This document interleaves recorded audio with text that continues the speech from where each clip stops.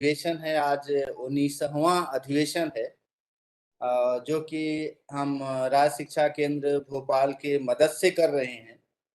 अब आईआईटी इंदौर में हम एक भारत श्रेष्ठ भारत राष्ट्रीय आविष्कार अभियान के अंतर्गत आज हमारे साथ प्रोफेसर राजेश जी हैं, जिन्होंने स्टार्टिंग में ही दूसरा लेक्चर दिया था। बहुत अच्छी अच्छी कविताएं सुनाई थी आपको, और आपको बहुत पसंद आया था। उसी के साथ मैं एक चीज और भी ऐड करना चाह रहा हूँ। ये हमारे लिए भी गर्व की बात है, आप लोगों के लिए भी गर्व की बात है कि हमारे चैनल से 3.09 के सब्सक्राइबर, इतने हजार सब्सक्राइबर जुड़ गए, और हम 1 लाख से ज्यादा लोगों ने इसको व्यू किया, मतलब देखा। मतलब इसका ये है कि जो हम लोग कोशिश कर रहे हैं, जो राज्य शिक्षा केंद्र कोशिश कर रहा है, हमारी टीम कोशिश कर रही है, उस पे हम कुछ न कुछ आप लोगों का जो सहयोग मिल रहा है, आप लोग जो देख रहे हैं, उससे लग रहा है कि आप लोग अप्रिशिएट कर रहे हैं कि हाँ, हम अच्छा काम कर रहे हैं, और भी अच्छा करें, और भी अच्छे तरीके से आपके लिए कुछ न कुछ और प्रोग्राम लेके आए, जितना अच्छा से हो पाए। उसी कड़ी में हम आगे बढ़ाते हैं। और आज के जो हमारे स्पीकर हैं, जो डॉक्टर राजेश जी हैं, उनके बारे में कुछ उन्होंने क्या पढ़ाई किया, हमारा पढ़ाई, उन्होंने क्या पढ़ाई किया, आपको क्या करना चाहिए, तो उसको उसके बारे में बताने के लिए मैं कुशवाहा जी, जो हमारे साथ इसको ऑर्गेनाइज करने के लिए सहायता करते हैं, तो उनसे रिक्वेस्ट करूंगा कि कुछ बताएं राजेश जी के बारे में। शुक्ला सर 2 मिनट में बता दें। उसके पहले डॉक्टर रावेन जी का मैं रिक्वेस्ट करूंगा कुछ थोड़ा सा चर्चा करें, फिर हाँ रावेन जी।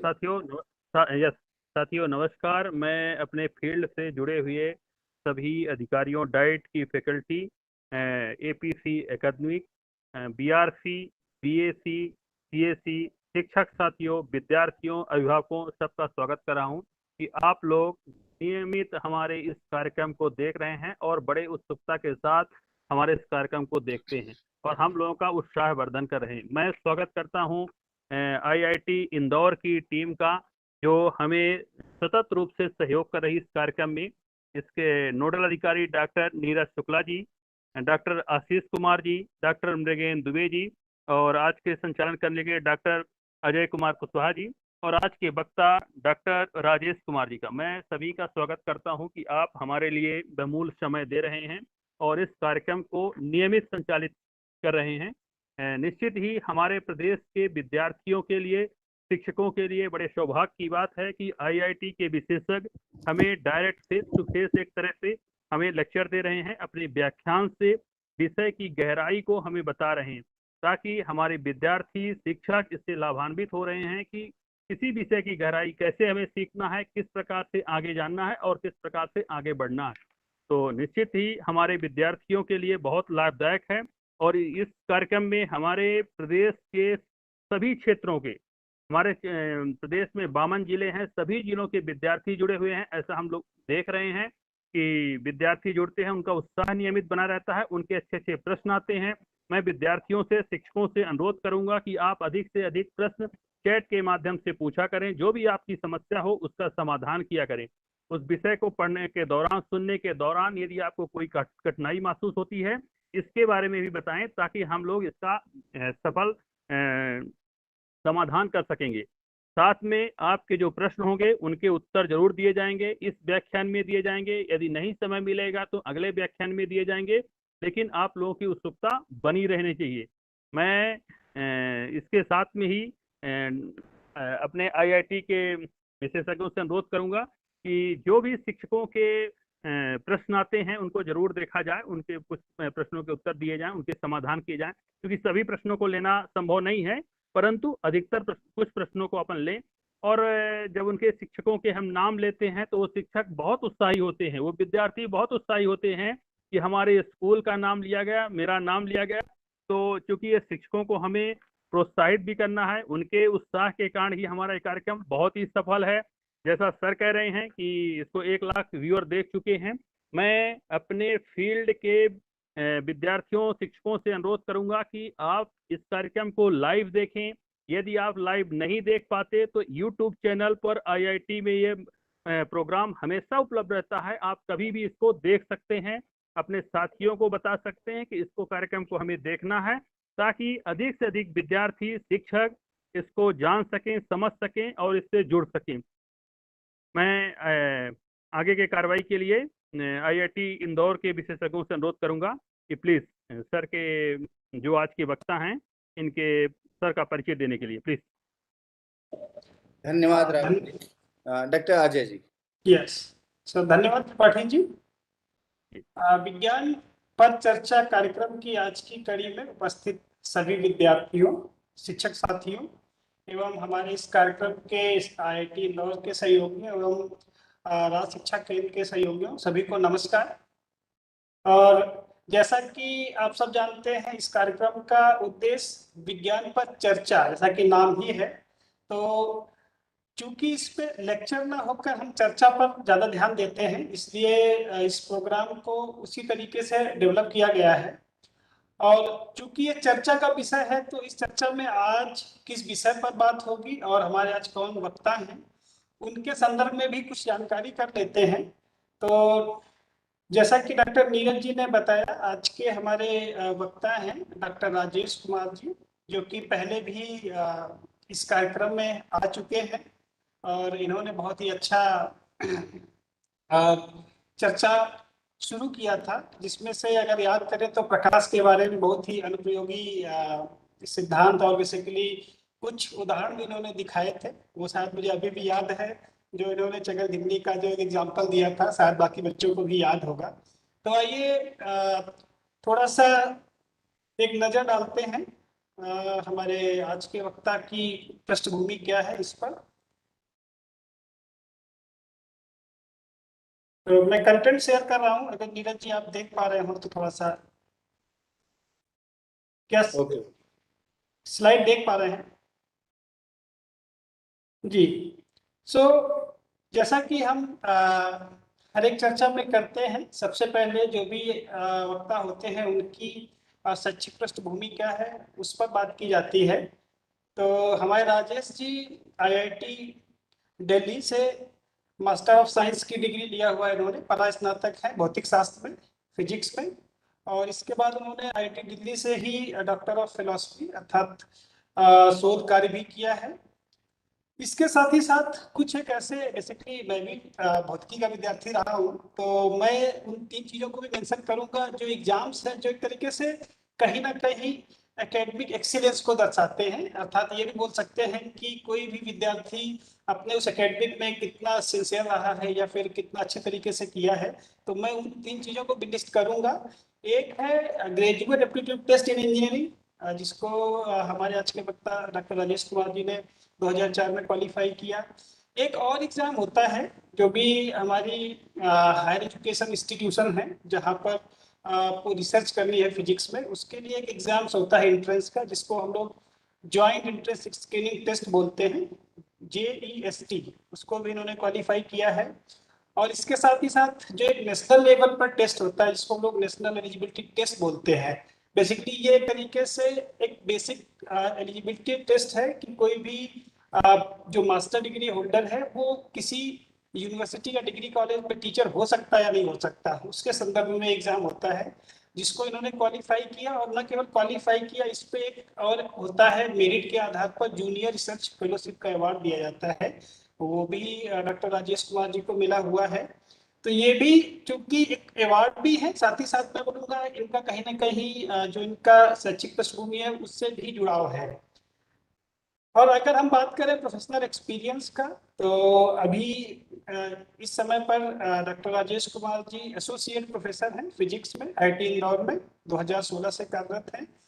इसके पहले उन्होंने 2012 से लेकर 2016 तक IIT इंदौर में भी असिस्टेंट प्रोफेसर की पोस्ट पे काम किया है। IIT इंदौर ज्वाइन करने से पहले कनाडा में यूनिवर्सिटी ऑफ अल्बर्टा में उन्होंने शोध कार्य किया और इसके लिए उन्हें पोस्ट डॉक्टर रिसर्च फेलोशिप भी मिली। ये तो कुछ एकेडमिक थे। नॉन एकेडमिक बेसिकली जो और एडमिनिस्ट्रेटिव जॉब है, जो प्रोफेशनल एक्सपीरियंस है, वो भी काफ़ी अच्छे हैं। ये 2 बार यहाँ पर डीन रहे हैं। डीन किसी भी एक संकाय का अध्यक्ष होता है और वो उन सारे कार्यों को देखता है। तो ये डीन प्लानिंग रहे हैं बेसिकली, चूँकि IIT इंदौर 2008 में शुरू हुआ और इसके बाद इसके बहुत सारे कंस्ट्रक्शन के काम है या डेवलपमेंट के काम हुए तो उनमें से इनका अहम रोल रहा। इन्होंने बहुत सारे कार्य देखे हैं, एसोसिएट डीन प्लानिंग भी रहे हैं। और एक और मजेदार बात है, इंस्टीट्यूट राजभाषा का जो क्रियान्वयन समिति है उसके भी कन्वीनर रहे राजेश जी, और बहुत अच्छे कवि हैं। इन्होंने कुछ कविताएं लिखी हैं, कविता का संग्रह भी प्रकाशित हुआ है। अगर अवार्ड और ऑनर्स की बात करें तो ये एसोसिएट एडिटर हैं advance in material processing and technology का। शायद बच्चे नहीं समझते होंगे एसोसिएट एडिटर का क्या मतलब है।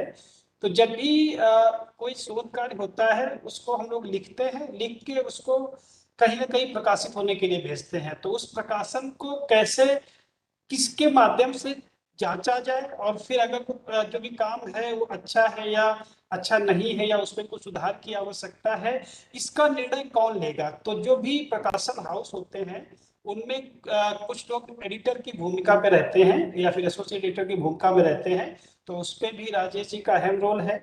इसके अलावा ये कई फेमस जो संगठन है, जो शैक्षिक इकाइयां हैं, जैसे अमेरिकन केमिकल सोसाइटी है, material research society of India है, लेजर एसोसिएशन है, इंडियन लेजर एसोसिएशन, इनके मेंबर भी हैं। इसके अलावा अगर इनके पुराने शैक्षिक रिकॉर्ड की बात करें, जब ये स्टूडेंट थे तो ये काफ़ी मेधावी छात्र रहे हैं। ऑलमोस्ट इनका कैरियर टॉप 1% स्टूडेंट में रहा है। और जैसा मैंने कहा कि अवार्ड जो गेट, जेस्ट और नेट है, ये अवार्ड की कैटेगरी में भी आते हैं, तो वो भी इनको मिला हुआ है। और एक और जो मेंशन करूंगा, 2012 में बेस्ट टीचर अवार्ड इनको दिया गया आईटी इंदौर की तरफ से, और शायद उसकी एक झलक आज के फिर हम जो चर्चा देखेंगे उस पर दिखेगी। रिसर्च की बात करें तो इन्होंने बहुत सारी पीएचडी स्टूडेंट को शोध में मार्गदर्शन दिया है। बहुत सारे मास्टर्स स्टूडेंट की जो शोधकार हैं उसमें भी इन्होंने उनको निर्देशित किया है। और इनका विषय अगर मैं बात करूं तो कुछ स्पेक्ट्रोस्कोपी, शायद अभी ये टर्म आपके लिए उतना आसान नहीं होगा समझना, बट एक तरीके से लाइट बेस्ड कुछ एक्सपेरिमेंट होते हैं जिनके माध्यम से हम किसी भी पदार्थ के कुछ विशेष गुणों की पहचान कर पाते हैं। तो उस पर ये काम करते हैं, रमन और फोटोलुमिनेसेंस स्पेक्ट्रोस्कोपी बोलते हैं। वैसे ही मटेरियल्स जब अपने सॉलिड स्टेट में होता है तो उसमें किस तरीके का फिजिक्स इन्वॉल्व होता है उसका इन्वेस्टिगेट करते हैं। कोई डिवाइस बनाते हैं तो उसमें क्या फिजिक्स लगती है। वैसे ही बहुत सारे मटेरियल्स की जो आपकी ऑप्टिकल प्रॉपर्टीज है, जो प्रकाश से संबंधित प्रॉपर्टीज है, गुणधर्म है, उन पर भी इनका काम है। और नैनो साइंस और नैनो टेक्नोलॉजी पे भी काम करते हैं राजेश जी। और इनकी अगर रिसर्च फंडिंग की बात करें तो इनको 2 प्रोजेक्ट मिल चुके हैं department of science and technology से। और इसके अलावा और आपका जो इंडियन CSIR है उससे भी इनको फंडिंग मिल चुकी है। मैं एक और हाईलाइट शेयर करना चाहूँगा, इनके बहुत सारे काम न्यूज़पेपर में भी आते रहते हैं, लेकिन ये पर्टिकुलर मुझे भी थोड़ा अच्छा लगता है। जैसा इन्होंने ऑर्गेनिक मटेरियल को बनाकर स्मार्ट विंडो बनाया, कैसे जो सोलर लाइट आती है, जो हीट आती है, जो हमारे घरों को गर्म कर देती है, अगर उसमें से अगर हम गर्मी को बाहर हटा दें, जो आपका लाइट केवल अंदर है जिससे हम देख पाए, लेकिन अगर गर्मी को अलग किया जा सके तो उस टाइप की अगर हम डिवाइस बनाए तो हो सकता है जो बिल्डिंग का टेम्परेचर है काफी कम रहे, कूलिंग कम करना पड़े। तो इस टाइप के कॉन्सेप्ट पे डॉक्टर राजेश काम करते हैं, बहुत ही इनोवेटिव और अच्छा काम है। तो ये तो कुछ हाईलाइट थे, बहुत सारी चीजें हैं डॉक्टर राजेश जी के विषय पर कहने के लिए, चूंकि समय की बाध्यता है तो हम आगे नहीं बढ़ेंगे। और अब मैं आमंत्रित करूंगा डॉक्टर राजेश कुमार जी को कि आए मंच पे और बच्चों को अपने विषय से अवगत कराएं। राजेश जी प्लीज।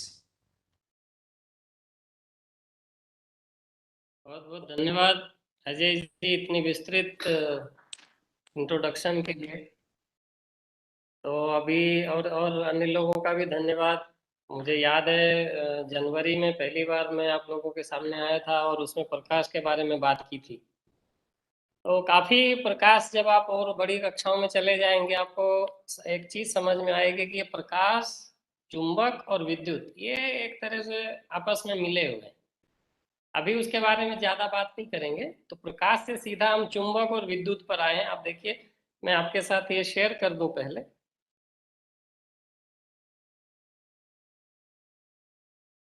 आप लोग देख पा रहे हैं ये पोस्टर वही है जो आप लोगों के साथ साझा किया गया था पहले।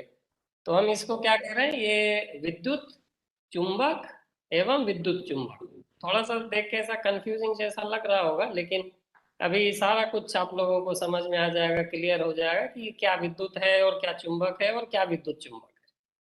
और प्रकाश से भी ये जुड़ा हुआ है। ये इसके बारे में सिर्फ मैं इतना ही कहूंगा कि ये जुड़े जुड़े हुई चीजें हैं।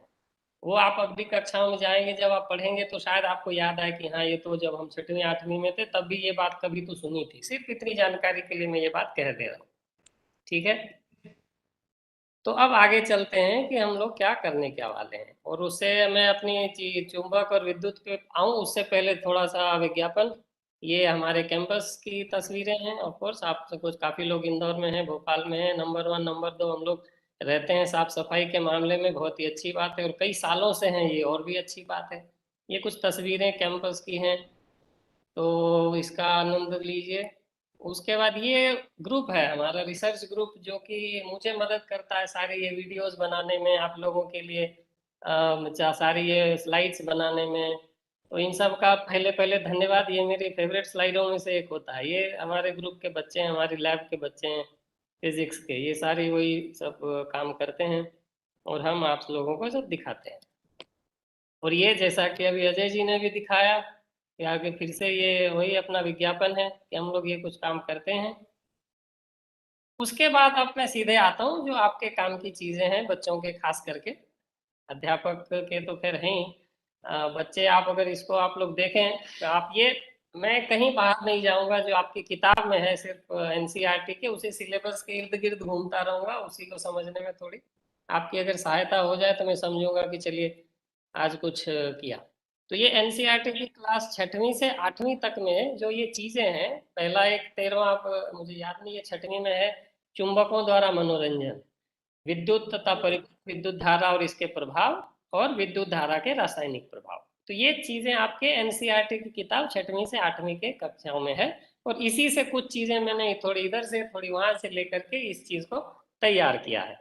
और ज्यादातर मैं बोलूंगा कम, आप लोगों को वीडियो कुछ एक्सपेरिमेंट जो हमने अभी यहीं पर किया है उसी के माध्यम से मैं आपको चीजें दिखाऊंगा। तो चलिए शुरू करते हैं। जैसा कि टॉपिक में टाइटल में था कि चुंबक, विद्युत और फिर विद्युत चुंबक, तो शुरू करते हैं चुंबक से। क्यों कह रहा हूँ मैं चुंबक से? क्योंकि ये थोड़ा सा समझना आसान है। खेल कूद के हिसाब से आपने ये चीजें देखी होंगी, आपके ज्योमेट्री बॉक्स में बच्चों, आपने जब ये देखा होगा तो ये यहाँ पे और ये यहाँ पे ऐसा ये बटन की तरह होता है, वो ऐसे चिपक जाता है, एक दूसरे पे आके ऐसा चिपक जाता है। और ये रेफ्रिजरेटर में तो आपने देखा है, आप सामान निकालते हैं और उसको छोड़ देते हैं तो वो थोड़ी देर में जाके खुद से चिपक जाता है। ये वाला, ये जो जहाँ पे दोनों दरवाजे हैं ये चिपक जाते हैं चुंबक की वजह से। और ये चुंबक के बाहर भी कुछ ऐसे डिजाइन बनाते हैं ना, छोटा भीम बना लो आप या स्माइली बना लो, तो वो सब चुंबक है। चुंबक क्या, जो एक चुंबक ऐसी चीज जो कि लोहे के साथ चिपक जाती है, ठीक है। तो ये चुंबक है। ये भी आपने देखा होगा, पिन निकालने की चीज, ऐसे अगर आप पिन कहीं पे रखें तो उसको जब आप निकालने लगेंगे तो वो कहीं इधर उधर चुभ सकता है, तो इसको जरा करीते से रखने के लिए इस तरह की चीज इस्तेमाल होती है। और ये एक कंपास है, ये थोड़ा सा आगे की चीज है, पर ये भी आप लोगों ने देखा होगा। एक तो कंपास आपने ये यहाँ ज्योमेट्री बॉक्स में देखा होगा, ये वो नहीं है। ये कंपास है जो कि बताता है कि जैसे पृथ्वी पर है, हम बैठे हैं, अब क्या करते हैं कि देखें कि भी उत्तर किस तरफ है, पूरब किस तरफ है। ऐसा आप सब जानते हैं जिधर से सूरज उगता है वो पूरब है। लेकिन पृथ्वी में एक चुंबक होता है बहुत, पृथ्वी जो है एक बहुत बड़ा चुंबक है, ताकत कम है लेकिन वो चुंबक है। तो उसी चुंबक को इस्तेमाल करके ये कंपास जो है, ये मशीन, ये हमें ये बताती है कि इस पर उत्तर दिशा किस तरफ है। ये देखिए, ये यहाँ पे ये लाल बूंद सी बनी हुई है ना, तो ये बताता है हमें नीचे वाले 13-10 की तस्वीर में, इसमें ये आपको दिखाएगी कि ये जो है, एक सेकंड में यहाँ से ले लूँ कुछ, ये लेता हूँ। तो ये आपको, तो ये बताता है कि ये उत्तर किस दिशा में है, और ये बताएगा कि और दक्षिण किस दिशा में। अगर मैं इस पर देखिए, अगर मैं आपको बना के बताऊं, आ गया था, हाँ। तो ये यहाँ पर अब जब आप देखें तो ये लाल लाल जो बिंदु बनी हुई, ये बताता है कि जिस तरफ को ये है वो उत्तर दिशा में है, ठीक। अब ये देखें कि इसकी खोज कैसे हुई थी। ये ऐसे एक गडीरिया था, ऐसे कहानी है कि एक गडेरिया था, वो उसकी छड़ी में एक लोहा लगा के रखता था, और जब वो ऐसे अपनी भेड़ बकरियां चरा रहा था तो कुछ पत्थर ऐसे थे जिसमें कि जो इसकी छड़ी है वो चिपकती थी।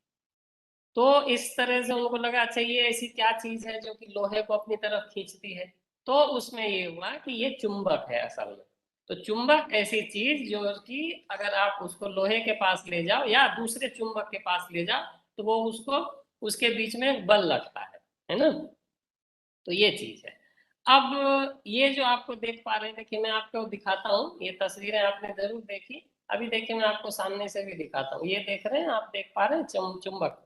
ये देखिए एक ये इस तरफ को ये मेरे पास ला के दिखाऊं, देखिए एक ये लाल सिरा है, एक ये लाल सिरा है और एक ये नीला सिरा है।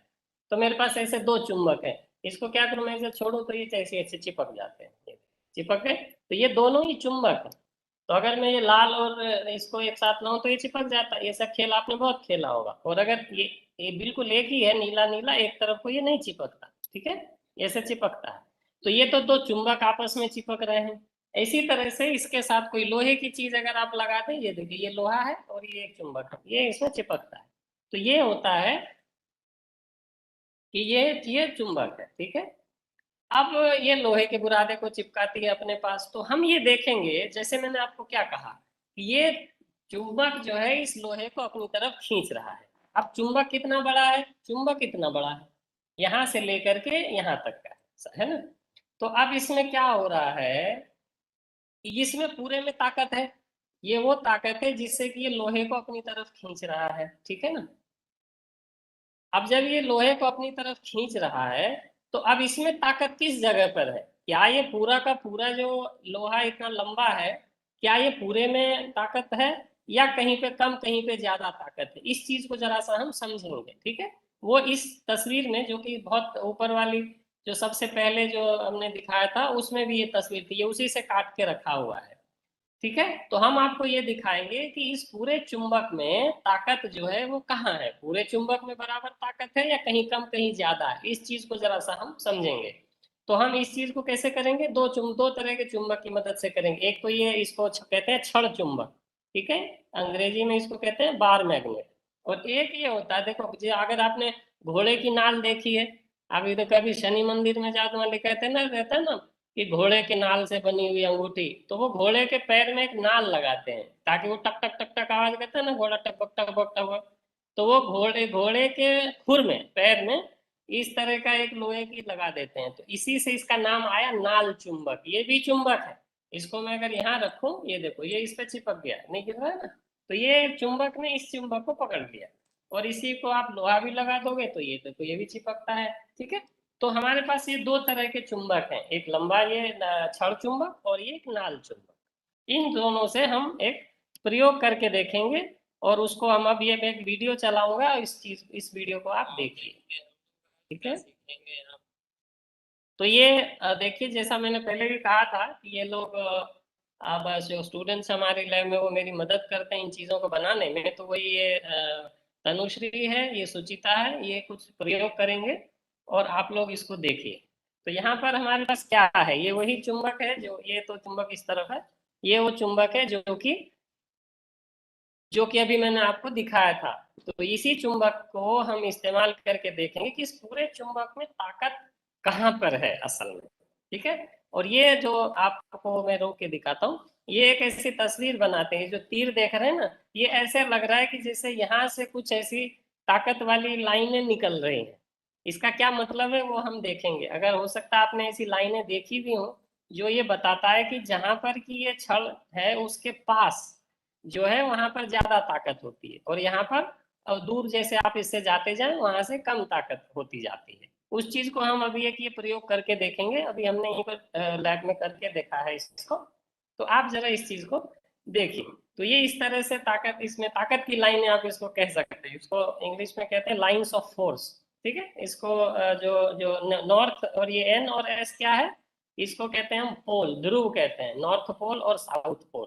मतलब ये हुआ कि अगर आप इस चुंबक को टांग देंगे तो ये जो एस लिखा हुआ है, एन लिखा हुआ है, वो उत्तर की तरफ चला जाएगा और ये एस लिखा है वो दक्षिण की तरफ चला जाएगा, ठीक है। चलिए वो अपन हम लोग बाद में बात करेंगे। तो इसी तक को दिखाने के लिए अब हम लोग क्या करेंगे, हम लोग एक प्रयोग करेंगे, जो कि हम एक चुंबक के साथ और उस चुंबक को हम इसमें लगाएंगे, जो हमें बताएगा कि ये इसी चुंबक के साथ हम करेंगे। और हमारे पास एक पूरा हमारे पास एक चुंबक और इसका बुरादा भी है, ठीक है। तो अब हम इस बुरादे को जो इसके आसपास हम इसको थोड़ा थोड़ा छिड़क रहे हैं, उससे क्या होगा, हम जानते हैं कि चुंबक क्या करता है, चुंबक जो है लोहे के बुरादे को या चुंबक के बुरादे को अपनी ओर खींचता है। तो जब खींचेगा तो जिस जगह पर ज्यादा ताकत होगी वहां पर ज्यादा खींचेगा, और जहां पर कम ताकत होगी वहां पर वो कम खींचेगा। अब देखिए यहाँ पर क्या हुआ कि जो ये वाला सिरा है जहां पर कि ये है, यहाँ पर ज्यादा चिपका है ये बुरादा, देखिए ये यहाँ पर ज्यादा चिपका लेकिन इस तरफ कम चिपकी है ये चीज। और यहाँ पर भी देखिए जो जो दोनों जो ये जो छड़ चुंबक था उसका जो सिरा था, जो यहाँ पर भी मैंने लाइन खींच के दिखाई थी, तो वहां पर देखो ज्यादा है, जरा सी देर में ज्यादा लाइनें खींची हुई हैं। का मतलब है कि जैसे वो तस्वीर में दिखा हुआ था ऐसे ये असल में भी दिख रहा है। इससे क्या हमें समझ में आ रहा है कि ये जो ताकत की लाइनें हमने खींची थी चुंबक में, वहां पर जो जो चुंबक के सिरे हैं वहां पर वो ताकत ज्यादा इस्तेमाल होती है। अब हम थोड़ा सा और इस पर छिड़क देंगे ताकि आपको ये चीज और अच्छे से दिख जाएगी। फिर हम दो चुंबक के साथ भी इस प्रयोग को करेंगे और साथ ही साथ हम इसको नाल चुंबक के साथ भी करेंगे ताकि आपको और अच्छे से समझ में आएगा। तो इससे आपको समझ में क्या आया कि जो चुंबक के सिरे हैं वहां पर चुंबक की ताकत ज्यादा होती है, और जैसे जैसे आप दूर जाते जाते हैं उसकी ताकत कम होती जाती है। जो कि ये इस तस्वीर में हमने इसे लाइन खींच के देखी थी, तो ये खींच के दिखाते हैं और ऐसा ही ये होता भी है। ऐसा नहीं है कि वो ऐसा होता नहीं है और हम सिर्फ ऐसे लाइन खींच करके दिखाते हैं। अब देखिए हम इसी चीज को क्या करेंगे, दो चुंबक को एक साथ रख करके हम उस प्रयोग को करेंगे। अब ये हमने यहाँ पर क्या किया, यहाँ पर हमने दो चुंबक रख दिए, ठीक है। और दो चुंबक को कैसे रखा, दोनों के जो से एक ही ध्रुव थे, लाल लाल जो हिस्सा था वो एक तरफ रखा और नीले नीले हिस्सों को एक तरफ रखा। और जब हम दो चुंबक को चिपका के देख रहे थे तो क्या हो रहा था कि जो नीले नीले सिरे आपस में थे, ये यहाँ पर देखिए, ये नहीं चिपक रहे थे, एक दूसरे को एक दूसरे से दूर भेज रहे थे, लेकिन जो उल्टा सिरा था वो एक दूसरे को वापस खींच रहा था, ठीक है। आकर्षित करती हैं, जो दो अलग अलग ध्रुव होते हैं वो आकर्षित करते हैं, जो साथ साथ के ध्रुव होते हैं वो एक दूसरे को प्रतिकर्षित करते हैं। तो वो आपने यहाँ से भी देखा इस तस्वीर से, है ना। अब यहाँ से देखिए, ये देखिए इन दोनों के बीच में कुछ नहीं था, अब हमने इसको उल्टा कर दिया, तो जो नीला सिरा और लाल सिरा है वो आपस में कर दिया दोनों तरफ से। अब हम यहाँ पर फिर से इन दोनों चुंबक की मदद से अभी हम लोग फिर से यहाँ पर वो चुंबक और लोहे का बुरादा हम इसमें डालेंगे। अब देखते हैं कि किस तरह से ये बनता है। अब क्या होना चाहिए कायदे के हिसाब से, ये दोनों एक दूसरे को आकर्षित करना चाहिए। तो अब देखिए हम यहाँ पर फिर से ये बुरादा डाल रहे हैं लोहे का, ताकि हमें अब ये समझ में आए कि जो दोनों सिरे किस तरह से एक दूसरे को आकर्षित करते हैं, और जो दोनों सिरे हैं जहाँ पे कि चुंबक शुरू होता है वहां पर किस तरह से ताकत ज्यादा होती है। और ये बहुत ही साधारण प्रयोग है, बहुत ही ये बड़े सस्ते ये आपको चुंबक मिल जाएंगे। आपको कोई जो पुराना खराब स्पीकर होगा आपको वहां से चुंबक निकल आएगा, या फिर ये सस्ती आती है दुकानों से भी आप इसको ले सकते हैं, ठीक है।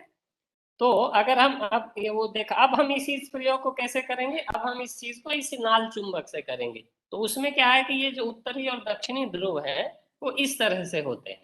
तो अब देखो यहाँ भी जो सिरे के पास है, वो सिरे के पास ये लाइनें ज्यादा है, और जैसे जैसे दूर जा रहे हैं वो बहुत दूर दूर होती जा रही हैं। तो अब ये चीज को हम देखने के लिए हमने क्या किया है, ये एक नाल चुंबक को हमने इस तरह से इसके ऊपर एक गत्ता लगा दिया, और इस गत्ते के ऊपर हम यही जो अपना बुरादा है चुंबक का उसको हम इस पर डालेंगे। और देखिए नीचे है, उसमें जो उत्तरी और दक्षिणी ध्रुव था चुंबक का वो नीचे था। अब हम देखो यहाँ से उसको देख सकते हैं कि कहाँ पे वो ज्यादा खींच रहा है। और ये देखो एक चौकोर चौकोर सा यहाँ निशान बन गया है ना, ये जो निशान बना है चौकोर चौकोर सा, ये चुंबक का ये वाला हिस्सा है, ये जो ऐसा चौकोर चौकोर सा आपको दिख रहा है ये वो हिस्सा है। अब यहाँ पर भी देखिए जिस तरह से हमने लाइन वहां बनाई थी जो छड़ चुंबक था उसी तरह से। कुल मिला के क्या समझ में आ रहा है, कुल मिला के समझ में हमें ये आ रहा है कि जो चुंबक के सिरे हैं वहां पर जो है ताकत ज्यादा होती है, ठीक है।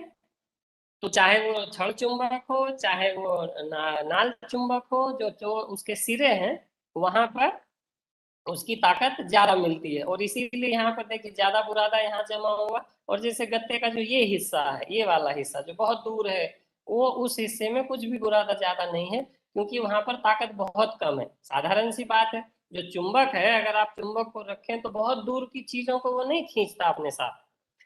ठीक है, तो कुल मिला के हमने ये देखा कि चुंबक जो है, जो एक ही जो उसका ध्रुव है, वो अगर आप आज सामने सामने लाएं तो वो एक दूसरे को धकेलती है। और अगर विपरीत ध्रुव को एक साथ लाएं, नॉर्थ और साउथ को, तो वो एक दूसरे को आकर्षित करती है। ठीक है, अब इस वीडियो में और भी काफी चीजें हैं, वो मैं आपको बाद में दिखाऊंगा। ठीक है, तो अब हम क्या करते हैं, ये तो बात हो गई थी अपनी चुंबक की। अब हम जरा सा देखते हैं विद्युत। ठीक है, विद्युत क्या है? बिजली, जैसे आप लोग ऐसे बोलचाल की भाषा में हम लोग बोलते हैं ना बिजली। तो बिजली असल में क्या चीज है? जिस तरह से चुंबक एक दूसरे को आपस में खींचती है या एक दूसरे को धक्का देती है, इसी तरह से बिजली में भी ऐसे ही होता है। उसमें क्या होता है, वो मैं आपको एक पहले प्रयोग दिखा दूं, उसके बाद में आपको बताता हूँ। जैसे इसमें उत्तरी और दक्षिणी ध्रुव था ना, ऐसे इसमें क्या होता है, इसमें होते हैं आवेश। उसका नाम है आवेश, अभी आप उसको सिर्फ आवेश समझ लीजिए। इंग्लिश अंग्रेजी में उसको कहते हैं चार्ज। और स्थिर विद्युत मतलब उसमें जो आवेश है वो स्थिर है, और आवेश भी जो हो वो भी एक दूसरे को आप एक दूसरे की तरफ खींचती है। आप सब जानते हैं ना, गुरुत्वाकर्षण तो सब लोग जानते हैं। उसमें क्या होता है कि एक वजनी चीज दूसरी वजनी चीज को अपनी तरफ खींचती है। चुंबक में भी हमने देखा कि एक जो उसका ध्रुव है वो लोहे को या दूसरे ध्रुव को आपस में खींचती है। खींचने या धकेलने का मतलब हुआ कि उनके बीच में बल लगता है। ठीक है, जब हम कहते हैं हम तुम्हें खींच रहे हैं या हम तुम्हें धक्का दे रहे हैं, हम क्या कर रहे होते हैं? हम उस पर एक बल लगा रहे होते हैं। खींचना धकेलना ये बोलचाल की भाषा है, और बल लगाना ये थोड़ी सी विज्ञान के हिसाब से उसमें बोलते हैं कि जो जो भौतिक उसमें जो कारक है वो है बल। ठीक है, बल की परिभाषा आप लोगों ने पढ़ी होगी पहले। तो अपन अब चलिए वापस आते हैं अपने स्थिर विद्युत और आवेश पर।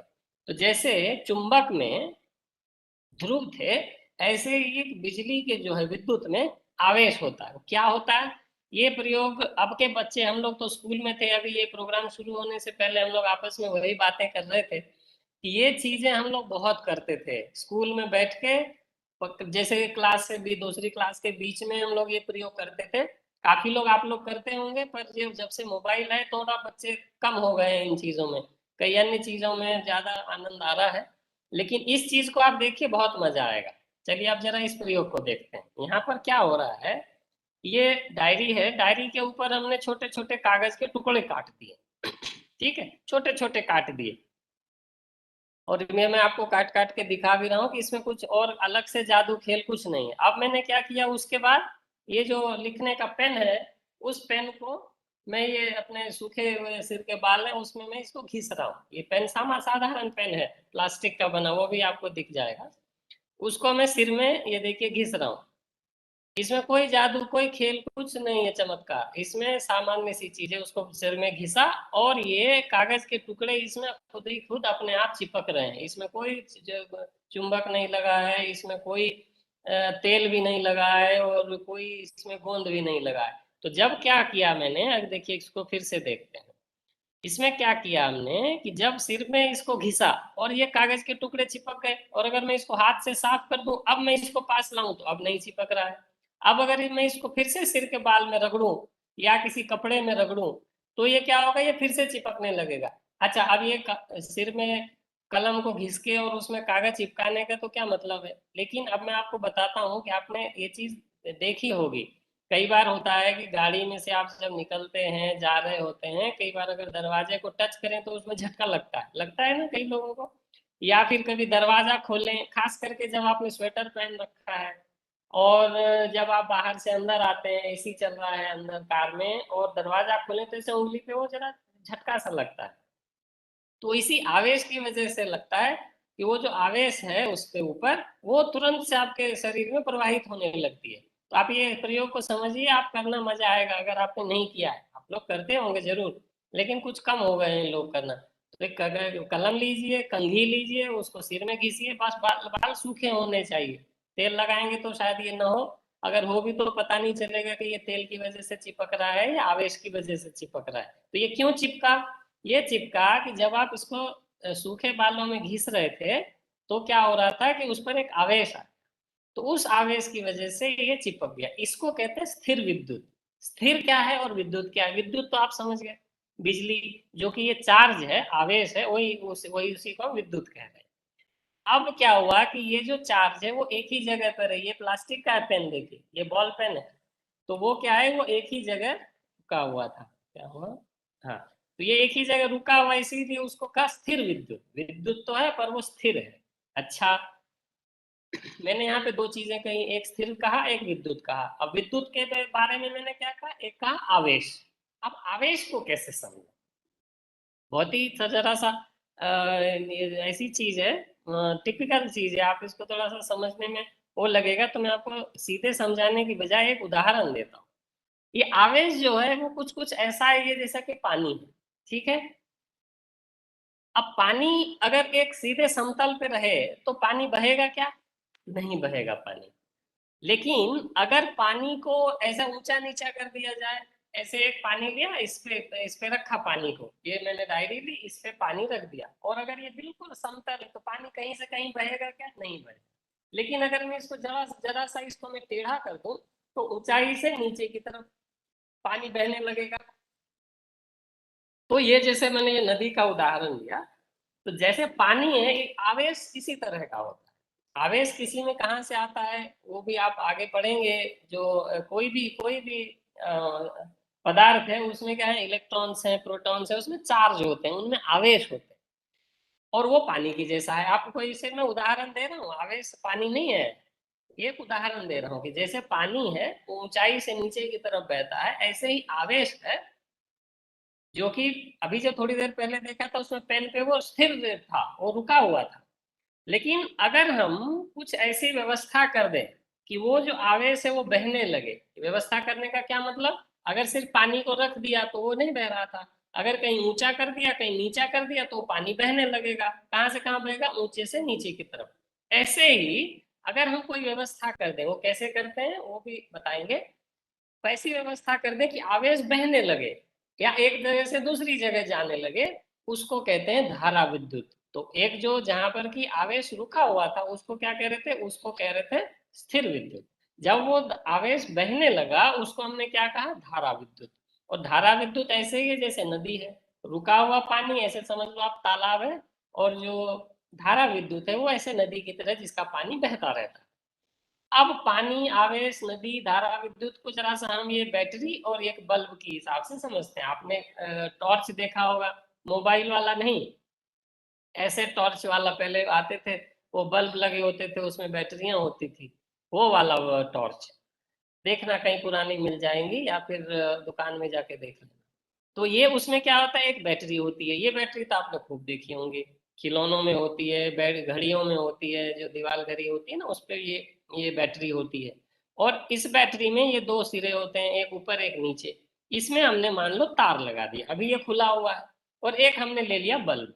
इसमें एक ये नीचे काला हिस्सा है बल्ब में, और एक ये ऊपर ये जो धातु का लगा हुआ है वो है, और इसके बीच में एक वो लगी रहती है तंतु जैसी, ये वो है। तो ये बल्ब है जो कि टॉर्च में जलता है, ये कई जगह देखा होगा आपने, मशीनों में भी लगे होते हैं। और ये है बैटरी। तो जो मैंने कहा था कि अगर स्थिर विद्युत में कुछ ऐसी व्यवस्था कर दें कि आवेश बहने लगे, वो ये बैटरी वही व्यवस्था करता है कि आवेश जो है वो बहने लगे। तो ये कैसे अब ये व्यवस्था होगी वो हम यहाँ देखेंगे, ठीक। ये देखो जो सबसे ऊपर तस्वीर बनी हुई है ए में, इसमें क्या है कि ये बैटरी है और ये एक वो बल्ब है। तो ये तार यहाँ जोड़ दिया, ये तार यहाँ जोड़ दिया। ऐसे ही या घर के स्विचों में मत जोड़ देना, उसमें कोई झटका लगेगा, वो अलग चीज होती है, ये थोड़ा सा अलग है। और अगर कभी कुछ करने की इच्छा भी हो तो किसी को साथ में रखना घर में, या तो अध्यापक को या किसी को। तो ये जो सबसे नीचे आप देख रहे हैं ना, एफ में सबसे नीचे, यहाँ पर क्या हो रहा है, ये पूरा परिपथ बना हुआ है, जो व्यवस्था हमने करी, जैसे नदी है उसमें पानी को अगर हम बांध बना दे तो वो नहीं बहेगा, लेकिन अगर पूरा नदी साफ है तो वो तो पूरा बहेगा। तो ऐसे यहाँ भी उस आवेश को बहने के लिए अगर हम व्यवस्था कर दें तो वो बहता है। अब हम इसको मान लो कि जोड़ दें, जैसे इसके पहले वाले में हमने दिखाया था ना, ये तार यहाँ थी, ये तार यहाँ थी, ये दोनों अलग थे। अब इन दोनों को हम कैसे, तार को अगर आपस में जोड़ दे तब तो आवेश का प्रवाह होगा, वो बहेगा। लेकिन अगर हम इसको रस्सी से बांध दें या रबड़ से बांध दें तब क्या होगा, तब कुछ भी नहीं होगा, तब नहीं बहेगा। वो प्रयोग हम करके देखेंगे कि कौन सी ऐसी चीजें हैं, किस तरह की वो चीजें होती हैं जिनसे अगर हम उसको जोड़ें तब तो धारा प्रवाहित होगी, और अगर हम उसको किसी अन्य चीज से जोड़ दें जिसमें वो विशेषता नहीं है तो फिर कोई धारा प्रवाहित नहीं हो। उस चीज को हम आइए देखते हैं इस प्रयोग के हिसाब से। यहाँ पर क्या है, बहुत ही साधारण सी चीज है। यहाँ पर क्या है कि एक ये दो बैटरियां लगा दी हमने 1.5 वोल्ट की, ये वही बैटरी है जो कि आपको घड़ियों के दीवार घड़ी में लगाते हैं। और एक ये बल्ब हमने सर्किट को, परिपथ को जोड़ दिया, जैसे ऊपर हम दिखा रहे थे ना आपको, ऐसे जोड़ दिया। और ये दोनों हमने यहाँ पर से हिस्सा हिस्सा खुला हुआ छोड़ रखा है। अब क्या है कि अगर हम इसको पूरा कर देंगे, जोड़ दें, कोई ऐसी व्यवस्था इसमें ऐसी चीज से जोड़ दें जो कि उसको प्रवाहित करने में मदद मिले, तब तो इसमें से धारा प्रवाहित होगी। और जब धारा प्रवाहित होगी तो ये बल्ब जलेगा। और अगर कोई ऐसी चीज लगा दें जिसमें से कि धारा प्रवाह संभव ही नहीं है, धारा का प्रवाह संभव नहीं है, तो वो नहीं जलेगा। तो ये जो मेरे हाथ में अभी आप देख रहे हैं वो है एक लोहे की चीज है, लोहे की छोटी सी तार जैसी चीज है। तो उसको अब हम देखो इसके बीच में जोड़ दिया तो ये बल्ब जल गया। जब ये खुला था, जब ये दोनों पिन अलग निकले हुए थे तब तो ये नहीं जल रहा था। क्यों नहीं जल रहा था? क्योंकि ये हवा में था, यहाँ से आवेश को पूरा बहने के लिए जगह नहीं मिल रही थी। अब हमने क्या किया, जैसे आप ऐसे भी देखो, ऐसे एक नाली इधर से बह रही है, एक नाली इधर से बह रही है, अगर दोनों को जोड़ दें आप, या कोई नाली आपने पानी बाहर निकाल दिया, उसको नाले में जाने की जगह नहीं मिल रही है, तो क्या करते हैं आप, उसमें एक छोटा सा खड्डा खोद देते हैं ताकि वो पानी बह के नाली की तरफ चला जाए। यहाँ भी कुछ कुछ ऐसे ही हो रहा है। मैंने कहा ना, पानी जो है उदाहरण आप उसको ऐसे समझिए, आवेश को पानी की तरह समझिए, ठीक। तो यहाँ पर वही जो था, पहले ये खुला था, दोनों पिन खुले हुए थे। अब हमने इसको ये एल्यूमिनियम, ये सॉरी माफ करिए, ये लोहे की छोटी सी ये तार जैसी है, पतली सी, उसको जब हम इसमें इसमें लगा दे रहे हैं, आसपास जोड़ दे रहे हैं, तो इसमें से ये धारा प्रवाहित हो रही है। और अब देखें दूसरी चीज लगा के देखें, ये क्या है, हमारे पास लकड़ी है, ये सिंपल तिनका है, तो इसको जोड़ दें तो इसमें धारा प्रवाहित नहीं होती, क्योंकि लकड़ी जो है वो धारा को, आवेश को बहाने में मदद नहीं करती।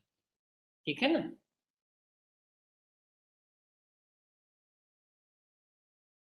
ठीक है, नहीं ये नहीं है, इसके पहले ये वाला, ये क्या थोड़ा गड़बड़ हो जाता है।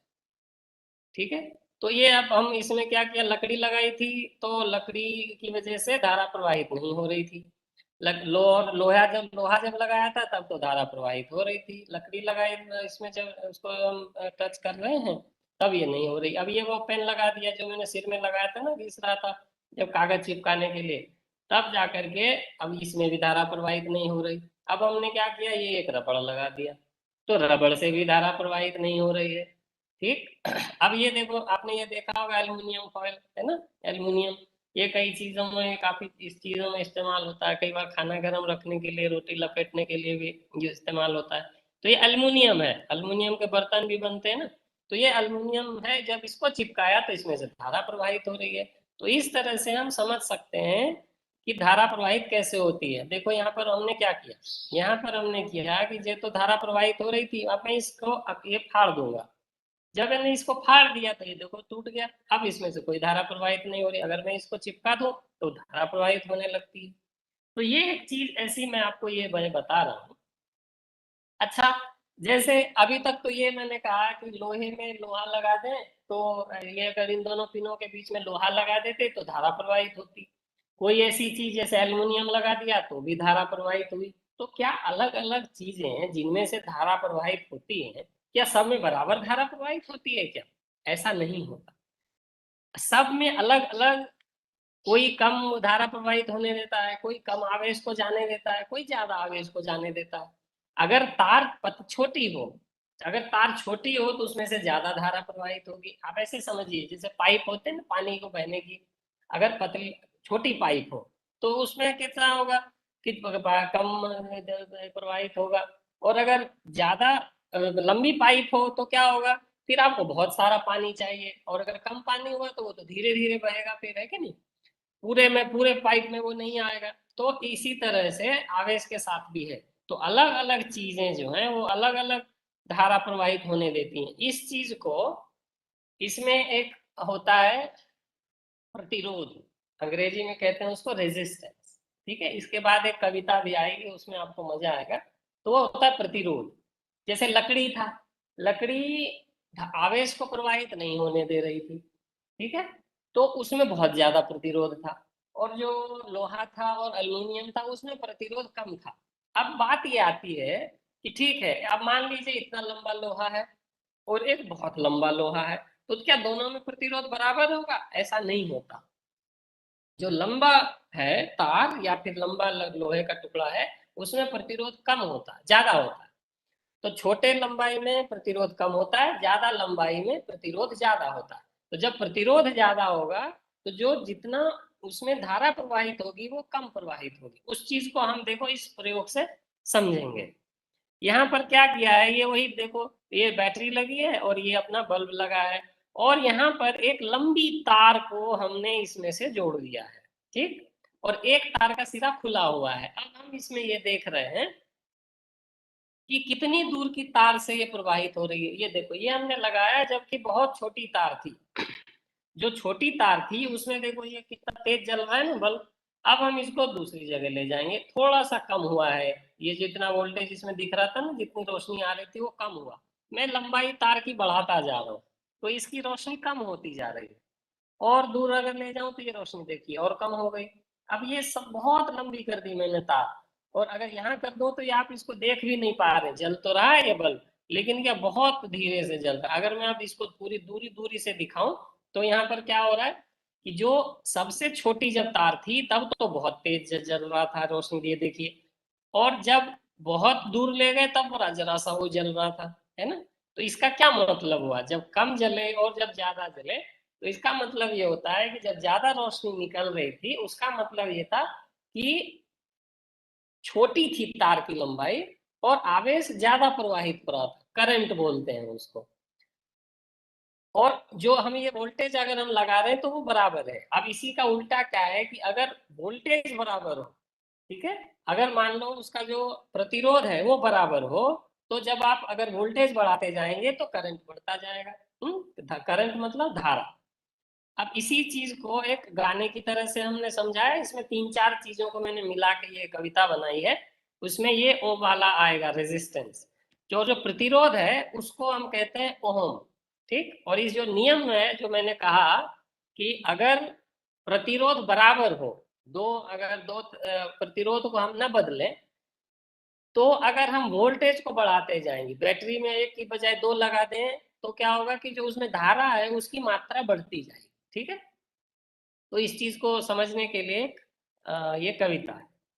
तो वो ओम वाली बात जो है और वो आएगी अंत में, उसको जोड़ने के लिए मैंने दो तीन चीजें और डाल दी, एक मैथमेटिक्स की ये वाली और एक केमिस्ट्री की, ठीक। अब देखो इसको समझते हैं। ये अब ये कविता आएगी तो ध्यान से सुनो, अगर सो गए हैं तो जग जाओ, ठीक। अब जैसे क्या होता है, 0.2 है, इसको 100 से गुना कर देंगे तो क्या होगा, ये प्रतिशत बन जाता है ना, परसेंट कहते हैं अंग्रेजी में। तो इसको गाते हैं, 100 से गुणा करो तो वो परसेंट बनेगा, 100 से गुणा करो तो वो परसेंट बनेगा, बेस फैट मिलके डिटर्जेंट बनेगा। केमिस्ट्री में ये पढ़ोगे आप कि एक जो बेस होता है जो क्षार बोलते हैं, और फैट क्या होता है, फैट जो चर्बी होती है ना, वसा बोलते हैं हिंदी में। तो बेस और फैट मिलता है, अगर हम करते हैं तो डिटर्जेंट बनता है। तो इसको आप फिर से गाते हैं, 100 से गुणा करो तो वो परसेंट बनेगा, बेस फैट मिलके डिटर्जेंट बनेगा। अब ये ओम वाली बात, बेस फैट मिलके डिटर्जेंट बनेगा, ओम सेम अगर हो तो कहते हैं ओम ये। ओम मतलब प्रतिरोध, अगर प्रतिरोध न बदलें तो। ओम सेम अगर हो तो कहते हैं ओम ये, वोल्ट बढ़ाओगे तो करंट बढ़ेगा, वोल्ट बढ़ाओगे तो करंट बढ़ेगा। तो 3-4 चीजें आ गई। अब चारों लाइनों को एक साथ गाते हैं तो आपको पूरा आ जाएगा। 100 से गुणा करो तो वो परसेंट बनेगा, बेस फैट मिलके डिटर्जेंट बनेगा। ओम सेम अगर हो तो कहते हैं ओम ये, वोल्ट बढ़ाओगे तो करंट बढ़ेगा, वोल्ट बढ़ाओगे तो करंट बढ़ेगा। तो ये हो गया धारा विद्युत। ठीक, अब चलते हैं अपने लगभग आखिरी चीज पर। विद्युत धारा एक तो हो गया आवेश, एक हो गया चुंबक। अब जब आवेश जब प्रवाहित हो तो उसको कहते हैं विद्युत धारा। अब जब विद्युत धारा प्रवाहित हो तो क्या क्या होता है, तो ये एक आपका एक उदाहरण के लिए आपकी किताब में से लिया है कि ये एक धारा विद्युत प्रवाहित होने के लिए ये जो बैटरी है ये इसको कहते हैं बैटरी, ये सेल है। जो छोटी लाइन और बड़ी लाइन है ना इसको ऐसे दिखाते हैं। और ये जो है आपका एक डंडी सी, इसको कहते हैं स्विच। और ये आपका प्रतिरोध है। और प्रतिरोध कोई अलग से जरूरी नहीं, प्रतिरोध जो आपका बल्ब है वो भी प्रतिरोध ही है। आपने देखा ना, जब आप धारा उसमें से प्रवाहित कर रहे थे तो बल्ब जल रहा था, ये विद्युत धारा का प्रभाव ही है। ये देखिए, ये आपको दिखा दे 3-4 चीजें आपकी किताबों में से लिया हुआ। ये जो बिजली की इस्त्री है, पहले के जमाने में इस्त्री जो कपड़ों को करते थे ना प्रेस, वो कोयले से करते थे। एक बड़ा सा इतना बड़ा होता था, उसमें कोयला भरते थे ताकि वो गर्म हो जाता था, फिर उसको हम प्रेस करते थे। अब क्या हो गया, ये बिजली से चलने वाली चीजें आ गई। ये है एक अभ्रक होता है, एक पदार्थ होता है, शीशे जैसा दिखता है पर इसको कहते हैं अभ्रक, माइका अंग्रेजी में कहते हैं। तो अभ्रक के ऊपर ये एक तार लपेटी गई होती है और इसमें से विद्युत धारा प्रवाहित करते हैं, ये जो 2 सिरे आप यहाँ पर देख पा रहे हैं। और जब इसमें से धारा प्रवाहित की जाती है तो वो गर्म हो जाता है। अब अगर सबसे दाहिनी तरफ देखें तो ये हीटर है, इसे तो आपने सबने देखा होगा, सर्दियों में भी चलाते हैं, कुछ लोग खाना बनाने के लिए भी इस्तेमाल करते हैं। अब तो बहुत चीजें आ गई, पर ये जो है कि जब आप किसी में धारा प्रवाहित करते हैं तो वो गर्म हो जाता है, इसको कहते हैं विद्युत धारा का तापीय प्रभाव। तो ये जो दाहिनी तरफ है ये आपका हीटर है, और जो बीच में है ये तो आप जानते हैं विद्युत बल्ब है। तो जब ये जो दोनों तंतु है इसके बीच में से ये जब धारा प्रवाहित हो रही है तो ये गर्म हो जाता है, और इतना गर्म होता है कि इसमें से रोशनी निकलने लगती है ना। आप एक छड़ को गर्म करें या फिर कोयले को गर्म करें तो जब साधारण गर्म हो तो क्या होता है, वो खाली काला दिखता है। फिर जब आप उसको और ज्यादा गर्म कर दें तो लाल जलने लगता है ना, कोयला आग लाल जलने लगता है। और ज्यादा गर्म हो तो वो पीला पीला दिखने लगता है, नारंगी दिखने लगता है। तो क्या होता है कि जितना ज्यादा ताप होता है उस हिसाब से उसका रंग भी बदल जाता है। जो आपने नीला चूल्हा देखा है ना, उसमें गैस पे जब जलाते हैं तो नीला भी दिखता है। तो कितना गर्म है उस हिसाब से उसका रंग बदलता रहता है। तो क्या हुआ कि विद्युत धारा से क्या होता है, गर्म भी होता है। अच्छा, आप एक और चीज जानते हैं, वो चीज भी मैं आपको दिखाऊंगा अभी। ये वाले बल्ब को अगर आप ध्यान से देखोगे जो जलाते हैं, ये बार बार जलता बुझता क्या होता है कि ये ऐसा लटक सा जाता है। बड़ी बड़ी तारें जो आप देखते हैं हजारों वोल्ट जिसमें से जाता है, आप देखो कि धीरे धीरे वो तारें भी लटक जाती है। तो क्या होता है, ये इसी गर्मी के साथ एक और चीज जुड़ी हुई, आप जानते हैं ना, जब चीजें गर्म होती हैं तो उसकी लंबाई भी बढ़ जाती है। एक चीज ये भी होती है, अगर आपने नहीं पढ़ा होगा अभी तो आप उसको पढ़ना, जो चीजें गर्म कर होती हैं तो उसकी लंबाई भी बढ़ जाती है। तो ये तो ठंडी होने के बाद सिकुड़ जानी चाहिए। कई बार ये हो जाता है कि वो सिकुड़ते बढ़ते वो फिर एक समय ऐसा आता है फिर वो सिकुड़ नहीं पाता, तो वो बढ़ जाता है। वो भी हम आपको करके दिखाएंगे कि कैसे गर्म करने से कोई चीज बढ़ कैसे जाती है, फैल कैसे जाती है। ठीक, तो फिलहाल अभी हम इसी तापीय प्रभाव पे रहते हैं कि जब विद्युत धारा प्रवाहित होती है तो वो गर्म हो जाता है। ठीक, अच्छा, और दूसरी चीज जो कि चुंबक से जुड़ा हुआ है, इसीलिए मैं आपको अलग से बता रहा हूँ कि अगर ये एक कील है लोहे की, और इसी में अभी हम क्या कर रहे थे, यहाँ पर एक ये प्रतिरोध था, उसमें जब धारा प्रवाहित कर रहे थे तो उसमें से रोशनी निकल रही थी या गर्मी निकल रही थी। ठीक, अगर रोशनी और उसमें हम ऐसा ना करें, एक कील ले लें लोहे की और उसमें अगर धारा प्रवाहित करें, प्रवाहित हम धारा कर रहे हैं लेकिन ये चुंबक बन जाता है ना, कमाल की बात। लिया था हमने लोहा, उसमें प्रवाहित कर दी धारा, और ये जो है ये चुंबक बन जाता है। सो अगर आपने नहीं देखा तो कहने पे लगता है ऐसे ही कुछ भी, हम आपको करके दिखाते हैं। ठीक है, हाँ ये यहाँ पर है। अब ये खत्म होने वाला है, ज्यादा बोर नहीं किया होगा। ये देखो यहाँ पर ये हम इस प्रयोग को करके देख रहे हैं। ये जो है ये वही ऐसा ही लोहे का, ये लोहे का चूरा है, ये देख रहे हो आप, ये लोहे का चूरा है। और ये हमने एक ऐसा सर्किट जैसा ये बनाया हुआ है। एक हमारे मित्र है, वो ये आविष्कार कंपनी है, छोटे छोटे प्रयोग इस तरह के बनाते रहते हैं। तो ये आप ये वहां से आप ले सकते हो, हमने वहां से लिया, बड़ा अच्छा अच्छी चीजें बनाते हैं आप लोगों को समझाने के हिसाब से। तो ये एक देखिए पेंच है, देख रहे हैं ना आप पेंच। इस पेंच में इन्होंने क्या किया, तांबे की जो तार है उसको लपेट दी। ये देखो मैं आपको पास से ला करके दिखा रहा हूँ। और ये एक स्विच लगा हुआ है जो कि ये 0 पे भी है, मतलब ये बंद है। अभी इस परिपथ में कोई धारा प्रवाहित नहीं हो रही है, ठीक। और ये तांबे की देख देख देख पा रहे हो ना आप, ये बंद है। और ये देखो ये जो यहाँ पर है ये तांबा ये लिपटा हुआ है इस पे। जब हम इस स्विच को चालू करेंगे, ऑन करेंगे, 1 पे चला जाएगा तो इसमें से धारा प्रवाहित होने लगेगी, ठीक। और जब धारा प्रवाहित होने लगेगी, मैंने अभी थोड़ी देर पहले कहा ना कि जब धारा प्रवाहित होती है तो वो चुंबक बन जाता है। अभी ये लोहा है, लेकिन जैसे ही इसमें धारा प्रवाहित होगी ये चुंबक बन जाएगा। ये भी कमाल की बात है, अभी उसी चीज को हम लोग देखेंगे। अब हम क्या करेंगे, इसी के पास ये लोहे के बुरादे को हम लाएंगे। तो ये मैंने ये प्लास्टिक की डिब्बी जैसी है, इसमें मैंने वो लोहे के बुरादे को मैंने रख रखा है। और उसको जो है मैं इसको इसके पास लेके आऊंगा। तो अब ये क्या होगा, उसके बाद यहाँ पास में लाके मैं इसको में धारा प्रवाहित कर दूंगा। अच्छा वो उसको थोड़ी देर में मैं आपको दिखाता हूँ फिर। वो दूसरे वाले इस वीडियो में यहाँ पर है, देख सकते हैं। गड़बड़ कर गई, ये यहाँ पर है। ये वही मैंने कहा था ना उस समय कि हम आपको और ये कुछ दिखाएंगे चुंबकीय क्षेत्र। ठीक है, ये देखिए ये यहाँ पर हमने इसको छोड़ा था। अब ये देखिए ये वही चीज है जहां पर कि हमने इसको, ये ऐसे है, इस तरह से इसमें धारा प्रवाहित हो रही है। और अब हम इसको क्या करेंगे, ये हमने यहाँ पर अभी ला के दिखाते हैं। ये हमने वही सर्किट वैसा ही है ये बना रखा है। और यहाँ पर आपको अच्छे से दिखे उसके लिए कील कील को हमने ऐसे रख दिया है, ये कील है। और ये कील में से धारा प्रवाहित होगी, और धारा प्रवाहित हो रही है कि नहीं हो रही है वो हम देखेंगे इस बल्ब बल्ब को जला के। अगर धारा प्रवाहित होगी तो ये बल्ब भी जलेगा। तो अब देखो हमने इसमें लपेट के रखा है, ये बैटरी है, और ये बल्ब से हमें ये दिख जाएगा। तो अब हम इस स्विच को चालू करेंगे।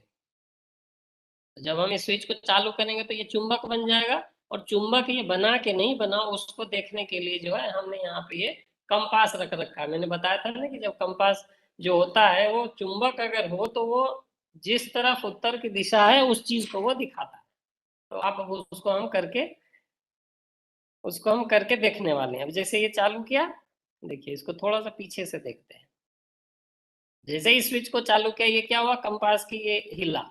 तो जो ये पहले जो ये सिर्फ पेंच था जिस पर कि हमने तांबे की तार लपेट के रखी थी, उसमें क्या हुआ कि ये हिल गया। तो जो पहले उत्तर इस तरफ था वो इस तरफ था। अब क्या हुआ कि जब हमने इसका स्विच बंद कर दिया तो इसमें कोई धारा प्रवाहित नहीं हो रही। तो अब इसको फिर से करके देखते हैं। देखो जैसे ही हम इसको चालू करते हैं का मतलब है कि ये चुंबक बन जाता है। और उसके बाद जब हम बंद कर देते हैं तो ये अब चुंबक नहीं रहता। का मतलब क्या हुआ कि अगर हम किसी लोहे के ऊपर तार लपेट दें और तार लपेटने के बाद उसमें धारा प्रवाहित करें तो क्या होता है कि वो चुंबक बन जाता है, लोहे से वो चुंबक बन जाता है। अब ठीक है, मान लिया कि चुंबक भी बन गया। अब उसका फिर फायदा क्या है ना, वो हम आपको थोड़ी देर में दिखाएंगे। और अभी हम ये दिखाते हैं जो मैंने कहा था कि जो धारा विद्युत का तापीय प्रभाव है, और बार बार गर्म ठंडा होने से क्या हो जाता है कि वो लटक जाता है और वो फैल जाता है। अगर किसी चीज को आप गर्म कर दो तो उसकी लंबाई बढ़ जाती है, वो फैल जाता है। उस चीज को देखो, आपने देखा होगा जो रेल की पटरी होती है उसके बीच में जहाँ पर 2 पटरी जोड़ी जाती है वहां पे थोड़ी सी जगह छोड़ी जाती है। क्यों? क्योंकि जब ये गर्मी आए तो गर्मी के समय में क्या हो कि ये पटरी आपस में जुड़ जाए। इस प्रयोग को भी हम करके देखेंगे। तो यहाँ पर देखो क्या हो रहा है, हमने क्या रखा हुआ है तो आपको दिखलाते हैं।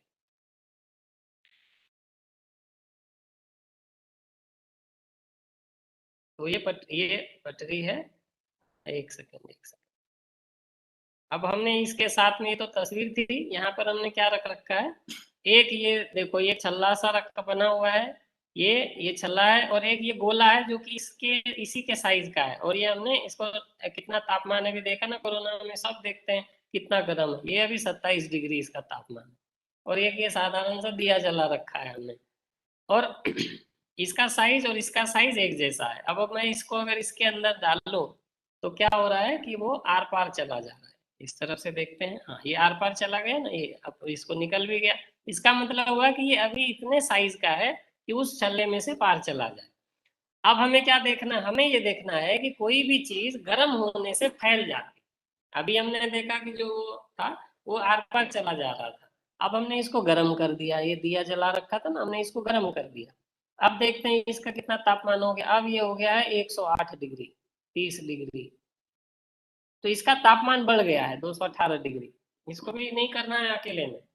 अब जब ताप इसका जब इसकी गर्मी बढ़ा दी इसमें, तो ये क्या बड़ा हो जाना चाहिए, वो देखते हैं कैसे दिखेगा कि वो बड़ा हुआ कि नहीं, ये देखो जो कि बड़े साधारण तरीके से इसमें आर पार चला जा रहा था वो अब नहीं जा रहा है ना, तो क्या मतलब हुआ कि वो गर्मी की वजह से फैल गया है। अब हम इसको वापस से ठंडा कर देते हैं, ये पानी रख रखा है, इसमें हमने इसको डुबो दिया तो ये ठंडा हो गया, जब ये ठंडा हो गया तो वापस से सिकुड़ जाना चाहिए, तो ये वापस से सिकुड़ भी जाता है। अब हम वापस से इसको इस छल्ले के अंदर डाल के देखेंगे और ये देखेंगे कि ये वापस से सिकुड़ के छोटा हो गया, ताकि ये फिर से आर पार जाने लग गया, ये देखो अब ये वापस से आर पार जाने लग गया। तो जो चीज है उसको गर्म कर दें तो वो फैल जाता है, और जब ठंडा कर दें तो वो सिकुड़ भी जाता है, ठीक है, ये चीज हमने देख ली। अब इसी तरह से चुंबक की एक दो चीजें हम और देखते हैं, जरा सा ही समय बचा है 3-4 मिनट का। अब चुंबक एक दूसरे को चिपकाती है, एक दूसरे को धकेलती है, इसका इसका मतलब क्या है, इसको क्यों करना है ऐसा, तो उस चीज को समझने के लिए आप देखते हैं कि क्या कर हो रहा है। यहाँ पे दो चुंबक है मेरे पास, वो एक तरफ अगर उसको रखें तो ये चिपक रही है जैसा मैंने पहले भी दिखाया था, और अगर उसको उल्टा कर दें तो वो जो है एक दूसरे को धकेलती है। अब जैसे हम इसको ऐसे करके देखते हैं, ये ऐसा चुंबक है जिसमें बीच में छेद है, अब इसको अगर मैं इसमें डाल दूं तो ये देखो चिपक गया, लेकिन इसी को अगर मैं उल्टा कर दूं तो क्या हो रहा है, देखो इसको मैं छोड़ भी दूं ना तो ये चुंबक के ऊपर गिरने की बजाय, कोई भी चीज हम अगर ऊपर से छोड़ते हैं तो वो क्या नीचे को गिरता है, पर ये क्या हो रहा है कि ये नहीं चिपक रहा आपस में, है ना, एक दूसरे को ये चिपकने नहीं दे रहा है। और अगर बीच में हमने एक धुरी रख दी जो कि ये प्लास्टिक की चमची है, तो ये क्या हो रहा है कि ये दोनों नहीं चिपक रहा है। और जो ये चीज है ये बड़ी अच्छी चीज है, इसको कहते हैं हम मैग्नेटिक लेविटेशन, आपने ये सब सुना होगा, पूरा जहाँ रेलगाड़ियां चलती हैं पटरी के ऊपर से, उसमें क्या होता है कि पटरी और जो ट्रेन है वो एक आपस में नहीं चिपकती, तो इसी सिद्धांत पे ये काम करता है। हम इसको आपको और अच्छे तरीके से दिखाएंगे। एक चीज और हमारे पास है, ये चीज थोड़ी महंगी पड़ेगी, इसको आप रहने दो, मैं हमने जो वीडियो बनाया आप उस चीज को देखो, आपको अच्छे से समझ में आ जाएगा। तो ये जो चीज थी कि एक दूसरे के ऊपर ये वजन को रोक दे रही है, गुरुत्वाकर्षण के विरुद्ध जा रहा है, तो उसी चीज को हमने देखने के लिए एक रखा है, ये आखिरी प्रयोग आपको अच्छा लगे। ये जो मैंने कहा ना विद्युत चुंबक, तो ये जो अभी आपको ये प्लास्टिक का दिख रहा है इसके अंदर वो विद्युत चुंबक बना हुआ है, और जो ये ग्लोब है छोटा सा, ये देखिए हिंदुस्तान बना है ना बढ़िया, सारे जहां से अच्छा, और ये चुंबक उसके धुर पे लगा हुआ है। अब हम क्या कर रहे हैं कि इस विद्युत चुंबक के साथ ये जो चुंबक वाला ग्लोब है, हम इसको इसको ऐसे इसमें टिकाएंगे कि ये न गिरेगा और न ही ये ऊपर चिपकेगा। तो अगर हम इसको इस तरह से ध्यान से रखें तो हम इसको जहां चाहेंगे वो वहां हवा में लटकता रह जाएगा, और ऐसे छोड़ दो तो ये देखो गिर जा रहा है, क्योंकि किसी भी चीज को आप छोड़ें तो वो गुरुत्वाकर्षण की वजह से नीचे गिरता है, लेकिन जो ये चुंबक है ये एक दूसरे को बैलेंस कर देते हैं, रोक देते हैं कि न गिरे। अब इसी चीज को देखो यहाँ पे बड़ी सावधानी से रखते हैं, अगर हम इतनी दूरी पे उसको नापने के लिए ये लकड़ी हुई, देखो ये अब न गिर रहा है न ये ऊपर चिपक रहा है। अब इसको देखो मैं पास से दिखाऊं तो ये बिल्कुल नहीं आपस में चिपका, ये हवा में ये गेंद लटकी हुई है, जो ग्लोब है ये हवा में गेंद लटकी हुई, इसको आपको घुमा के भी दिखाऊं, ये कोई जादू टोना नहीं है इसमें, ये सिर्फ और सिर्फ विज्ञान है। और इसको देखो मैं जरा से घुमा भी दूं तो ये पूरा ऐसे पृथ्वी जैसे घूमती है, ये हवा में लटकी हुई है, कोई रस्सी नहीं लगा हुआ है इसमें, कुछ नहीं है ऐसा, कोई जादू नहीं है, कोई मंत्र नहीं है, पर ये चुंबक है और विज्ञान है। तो जो वैज्ञानिक चीजों से हम चीजों को समझ सकते हैं, जादू टोना कहीं कुछ आप देखो तो उसमें कोई ना कोई वैज्ञानिक कारण होगा जो कि आपको समझना है। ठीक, ऐसे कहेंगे भी हमने तो बात हवा में लटका दी, नहीं, वो हवा वाली बात हवा वाली बात हो जाती है फिर। आपको वैज्ञानिक तराजू पे उसको कसना है और तब समझना है। इसी चीज को दिखाने के लिए हमने ये चीजें कही। आपको मैं फिर से वो बात कह दूं जो हमने शुरू में कही थी। कौन सी बात?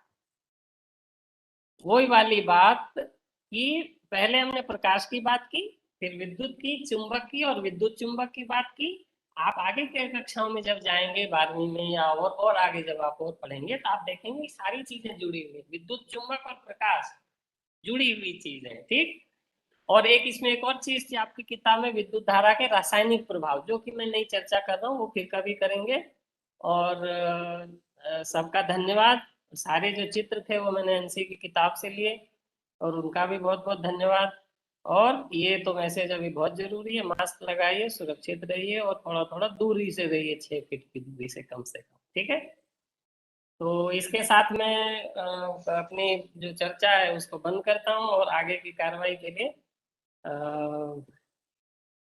नीरज जी के पास चलते हैं और बहुत आगे की बहुत कार्रवाई। धन्यवाद राजेश जी। बहुत धन्यवाद। अच्छा लगा। छोटी छोटी चीजें जो हम लोग देखते हैं या फिर जो भूल गए हैं करना, उसको आपने फिर से याद दिलाया। हमारे बच्चे एक्चुअली स्कूल नहीं जा पा रहे थे, तो होता क्या है कि आपस में जब हम मिलते हैं तो छोटी छोटी प्रैक्टिकल करते हैं, देखो मैं ऐसा कर रहा हूँ, तुम भी कर लोगे क्या, तुम भी कर लोगे क्या, इस तरीके होता है। लेकिन हम 1-2 साल में वो चीजें भूल गए, उसको आपने पुनः याद दिलाया। और जो प्रैक्टिकली हम नहीं देख पाते, मतलब प्रयोग की तरह नहीं देख पाते, उसको आपने दिखाया और बच्चों को बहुत अच्छा लगा होगा। और कुछ थोड़ा सा ये भी हो रहा है कि बच्चे इस समय स्कूल भी जा रहे हैं, तो अभी कमेंट तो नहीं लिख पा रहे हैं हमारे चैट बॉक्स में। तो श्योरली वो जब बाद में देखेंगे तो अच्छे अच्छे कमेंट वो देंगे। और उसके बाद आपका जो कविता था, कुछ गणित, कुछ केमिस्ट्री, रसायन विज्ञान और कुछ भौतिक विज्ञान से जुड़ा हुआ, वो बहुत अच्छा लगा। वो हमें प्रोत्साहित भी करता है कि कैसे चीजें जुड़ी हुई है। तो उसी श्रृंखला में मैं आपका पुनः बहुत बहुत धन्यवाद करता हूं कि आपने एक अच्छा सा मतलब बच्चों को समझाया प्रयोग करके, जैसे हमारी पृथ्वी है बीच में कहीं लटक रही है। तो उसी को एक तरीके से दिखाया हमारे राजेश जी ने। मैं उसी के साथ धन्यवाद करता हूं अपने आईआईटी इंदौर के जो ऑर्गेनाइजिंग टीम है, जो हमारे लिए हेल्प कर रहे हैं, डॉक्टर आशीष जी, डॉक्टर मृगनयन जी, डॉक्टर अजय जी, और भी जो लोग इससे जुड़े हुए हैं। टेक्निकल सपोर्ट प्रवीण का मिल रहा है, नीरज सोनी हमें और सपोर्ट कर रहे हैं, और भी बहुत लोग हमारे साथ जुड़े हुए हैं। मैं सबका धन्यवाद करता हूं। उसी के साथ मैं धन्यवाद करता हूं डॉक्टर रावेन जी, जिसके साथ मैं लगातार जुड़ा रहता हूं, और कैसे कार्यक्रम को आगे बढ़ाएं, कैसे और इंटरेस्टिंग बनाएं। उसमें अगर जैसे रावेन जी ने शुरू में ही कहा कि अगर हम बच्चों के क्वेश्चन देख पाए, उनके कुछ आंसर दे पाए तो अच्छा होगा। तो मैं जैसे पहले भी देख रहा था, आज भी देख रहा हूँ कि काफी लोग कमेंट में लिख रहे हैं, और मुझे फील हो रहा है कि वो लोग बहुत ध्यान से पढ़ भी रहे हैं। और कुछ बच्चे एक्चुअली, कुछ लोगों का था कि टाइमिंग थोड़ा सा प्रॉब्लम है, क्योंकि बच्चे स्कूल आना स्टार्ट कर दिए हैं, तो मुझे फील हुआ इसीलिए बच्चे इसमें कमेंट नहीं लिख पा रहे हैं। लेकिन काफी लोग इससे जुड़ रहे हैं, बहुत सारे शिक्षक भी जुड़ रहे हैं, बहुत सारे स्टूडेंट जो मान लीजिए स्कूल नहीं जा रहे हैं तो भी जुड़ रहे हैं। और हम माता पिता भी काफी लोग जुड़ रहे हैं, जैसे दिनेश गौतम जी ने बहुत अच्छा प्रस्तुतिकरण, धन्यवाद बोला है। वंदना सिंह, दिनेश गौतम, प्रदीप सिंह, सुरेंद्र सिंह तनवार जी ने बोला है कि आजकल पटरियों के बीच में जोड़ दिखाई नहीं देते। तो मतलब वो क्या इससे ये लगता बात? है कि लोग। हाँ राजेश जी, आप कुछ बोल रहे थे। हाँ, मैं कह रहा था उसमें कुछ भर देते हैं ऐसी चीज जो कि मुड़ भी जाए तो फर्क नहीं पड़ता, वो जगह बना लेता है अपने लिए। हाँ, तो मेरा ये कहना है कि आपके जो हम लोग प्रोग्राम कर रहे हैं उसके शब्द, जो भी शब्द बोल रहे हैं उसको सभी लोग बहुत ध्यान से सुन रहे हैं, मेरा ये मकसद है उसमें। राधा सिकरवार जी ने भी अच्छे बोला है। सुना है प्रजापति, चंदन नारायण, खुशी श्रीवास्तव, इसी तरीके से बहुत लोगों ने अच्छे अच्छे मतलब देख रहे हैं, कमेंट भी बोल रहे हैं, नमस्ते भी बोल रहे हैं आपको, धन्यवाद भी बोल रहे हैं।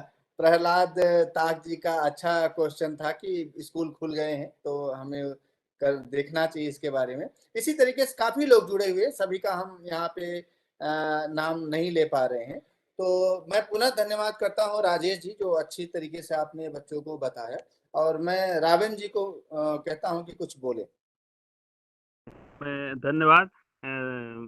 मैं राजेश सर का कि बहुत ही तरीके से अपना व्याख्यान तैयार किया, और सर ने निश्चित तौर से इस करने में बहुत ही समय होगा। जैसा शुक्ला जी कह रहे थे कि इसको बनाने में जो प्रैक्टिकल की चीजें दिखाई गई, इससे हम लोगों को पुनः बचपन में पहुंचा दिए सर ने, पृथ्वी को लटका करके। निश्चित ही जब हमारे प्रयोग के माध्यम से विद्यार्थी देखते हैं तो वो बहुत कुछ चीजें सीखते हैं और समझते हैं, और हम निश्चित ही कोशिश करेंगे कि इस पूरे व्याख्यान की श्रृंखला में उनको इसका अवसर भी देंगे।